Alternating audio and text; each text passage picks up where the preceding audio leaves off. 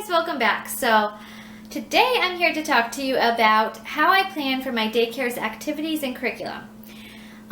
When I first started my daycare, I subscribed to an online program and it was called 1, 2, 3 Learn Curriculum. Basically what it was a pre-planned curriculum that had everything thought out for you. So your themes, your activities, your crafts, you name it, it's done for you. All you needed was a printer or access to a printer and to print your materials. And I used this for a few months and really liked doing this because it gave me ideas of how to set up my own curriculum. It also kind of gave me ideas of what worked and what didn't work for us. So once I was ready to start planning my own curriculum, one of the things that I really wanted was to know where all of the kids were developmentally and what we needed to be working towards. So I asked my pediatrician what he thought was the best way to do this. He recommended that I print out a Milestone Tracker or a developmental checklist. So there was one from the Center for Disease Control and Prevention that he really recommended, and I'm really loving working with this one. It's called the Milestone Moments, Learn the Signs and Act Early. And basically what it is, it's a pamphlet that goes from birth to age 5. And it just lists different milestones that they should be reaching, their developmental milestones and that sort of thing. It gives you ideas on ways you can help them reach those milestones. And it also gives you signs of possible concern. So this is a great tool for me when planning my curriculum because it gives me kind of a foundation to work on. Areas that we need to work on and that sort of thing. So I'm just going to give you a little rundown of how I set up our months and activities within the month. So for every month I plan a theme.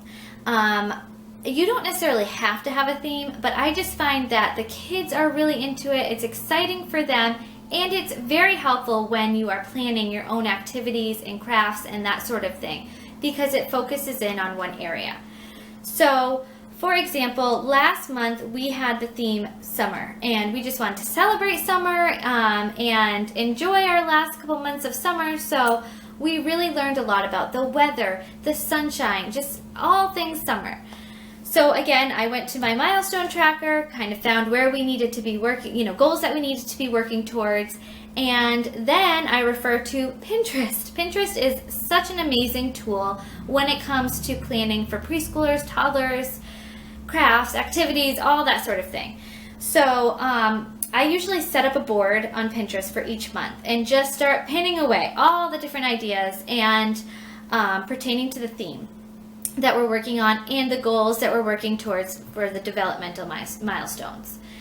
So then I break it up into different areas of learning. So we have our circle time. That's really where we do a lot of our calendar activities. It's where we do a lot of our morning greetings. We do our weather activities and that sort of thing. And I also get them prepared for the day at circle time. So I'll talk to them about what we're going to be doing and get them really excited for the day. After circle time is when we do our table time. They're all excited, they're focused, and they're ready to go. So I find this is a good time to kind of do our lessons and our hands-on things. So this is a structured learning time where I have already planned an activity for them to do, and a lot of it is based on the developmental milestones and the theme that we're working towards. I find most of my ideas, again, on Pinterest. So I will set up activities for them to do them at that time. In the afternoon is when we do our craft time. So I find it's a good time to, right before parents pick up, to get them kind of wind down again and kind of focused on one thing. Instead of having the kids all in different directions, and it's pickup time can be kind of crazy for all of you daycare providers that are out there. I'm sure you understand. So I find this is a good time, again, to just kind of have them all focused and doing the same type of project. So again, I plan crafts based on our theme, and I have pre-planned craft ideas, and I kind of get them set up with the crafts, but then I let them take over and let their creativeness just go crazy. So I love craft time because even though we all have the same starting point, the craft, the idea is supposed to be the same, but everybody's project just comes out so different and so unique. It's just amazing to watch and see what, how the kids interpret things and, can create different things. So it's really fun. So those are really the areas that on a daily basis, that we do the structured learning and the structured craft time. Now, throughout the day, I have different things set up for them that it's not necessarily structured, but they can go to it if they want. For example, I have like an activity table where I'll set up matching games. I'll set up, different craft ideas, different things on that table. And they have access to that throughout the day. And just learning in general playing in general is a learning process for toddlers. They learn through play all the time, and it's awesome to watch them come up with new things and that sort of thing. So I don't necessarily have a ton of structured time because I think it is important for them to also learn how to share and play with one another.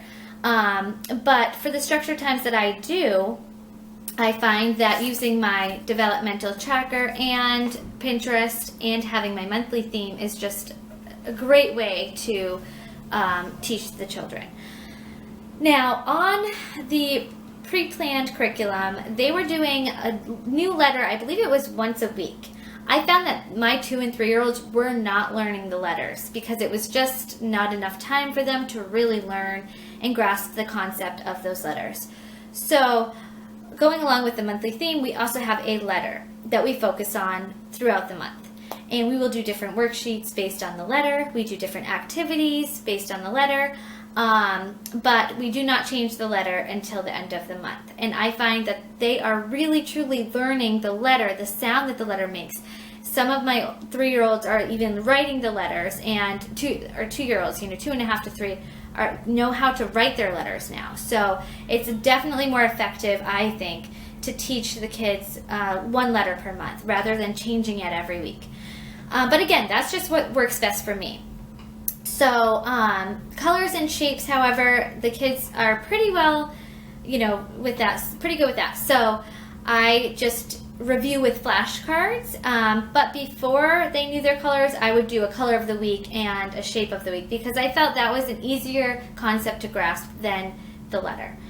So that's basically how I set up my monthly curriculum. I do a theme, I do a letter of the month, and then we do a bunch of learning activities and crafts based on the theme and the developmental milestones that we're working towards.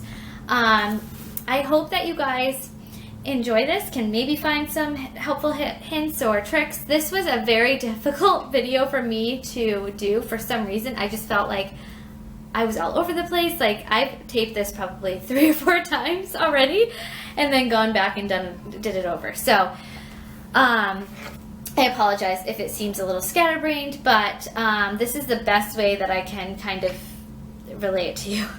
I also use my Erin Condren teacher planner to help me plan out all of my activities and just organize my daycare in general. So I'm going to do a separate video on how I use this. You definitely don't need an Erin Condren teacher planner, but I think using some sort of planning method like this, whether it be a calendar or whatever, is very helpful when it comes to planning activities. So I hope you all are having a great week, and I'll talk to you soon. Thanks for watching.